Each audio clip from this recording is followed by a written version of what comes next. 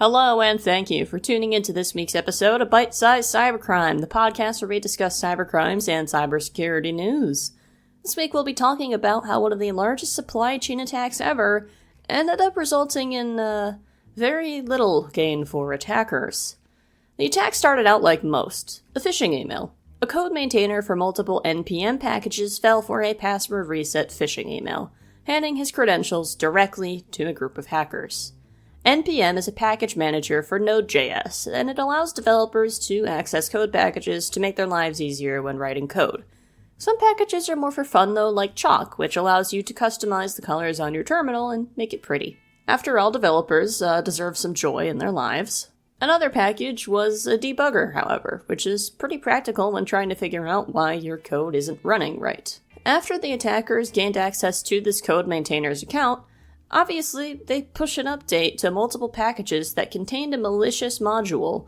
This module stole cryptocurrency by targeting crypto exchanges that were occurring in the web browser of the victim, and instead redirecting those transfers to a wallet that was owned by the hackers instead of their intended target. NPM packages are open source, however, and that means that anyone can see their code. This is what helped catch the malware, and within 2 hours, the malicious packages were completely removed. However, within those 2 hours, the packages popped up in 10% of all cloud environments monitored by security organization Wiz. These packages are often fundamental for any JavaScript node project, and they were used in around 99% of cloud environments monitored by Wiz, so the spread could have been massive if this stayed up for any longer than 2 hours.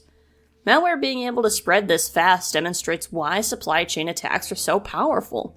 They're an indirect way of compromising multiple targets just by compromising one single part of a supply chain that they rely on, such as open source code packages. Code maintainers and packages are often common targets for supply chain attacks for this very reason, especially really common ones like NPM. With this massive attack, you may think that the hackers made some absolute bank, but it turns out the opposite is true.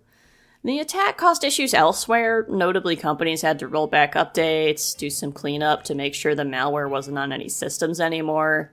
Maybe a little bit of rebuilding if they're using an infrastructure as code approach, but nothing too drastic, as thankfully the malware did not have the ability to persist on systems outside of the package, and therefore it was easily removed when you just updated it with the legitimate version of the package instead of using the malicious version. The grand monetary gain for the attackers, however, as traced by VX Underground, totaled to be about $20 in obscure meme coins and 5 cents of Ethereum. $20.50. I have made more money selling a pair of hiking boots on Facebook Marketplace, and the guy came to pick them up within like 30 minutes. Part of the reason this attack made such little money is because it was discovered so quickly.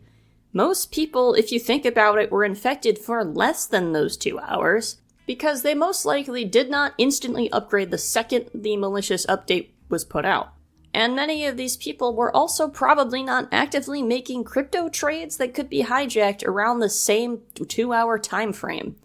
So ultimately, hackers spent all this time and effort and made less than the amount that the average dinner at a restaurant in Chicago costs. Which is sad for different reasons. So why did they make so little money? Well, it's because the malware just wasn't very good. Most companies run at least one React or Angular app, and the threat actors had a really good opportunity to execute any code they wanted on millions of systems across thousands of organizations.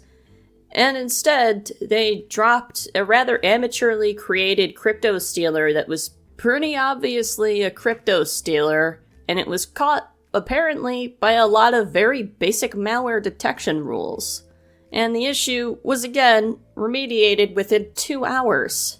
The attackers knew how to phish someone, sure. That doesn't necessarily mean they know how to write very good malware that's easily hidden, not detected by antivirus, and can cause quite a bit of damage.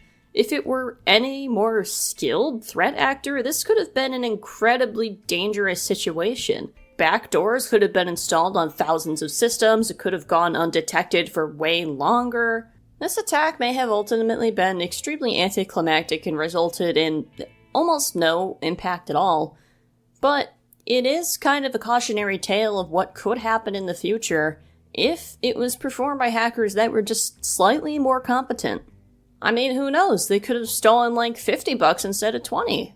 But for real though, I often emphasize the importance of patching your systems on a timely basis on this podcast, but sometimes it's actually best to not patch things immediately and just wait a little bit. Now, that may sound weird, especially if it's a security update to fix vulnerabilities. However, sometimes patches can break things, or, like in this case, end up as part of a supply chain attack. There's a lot of times updates have broken things. CrowdStrike, obviously, was a rather infamous one. Fun fact, that was my last day on an IT help desk. That was not a fun day, by the way. More recently, some Windows 11 updates have been breaking things. And, well, this happened as well. A good approach is to update only a small amount of systems, and then test the updates. Make sure that everything's working as expected, nothing's broken. If possible, make sure no new unusual things have appeared. And after everything is confirmed to be operational and all good, then work on updating everything else. There is some amount of risk with leaving systems unpatched even for a short amount of time, as, well, news of exploits spreads very quickly, and there's a database you can use to look up the exploits on pretty much any version of any software that exists. That risk just simply needs to be balanced with the risk of an update possibly breaking something or introducing even more vulnerabilities. Thank you for tuning into this week's episode of Bite-Sized Cybercrime, and other thanks to Wiz.io, Bleeping Computer, Dark Rating, and Info Security Magazine for information on this case, the scope, the brutal impact. And until next time, stay secure.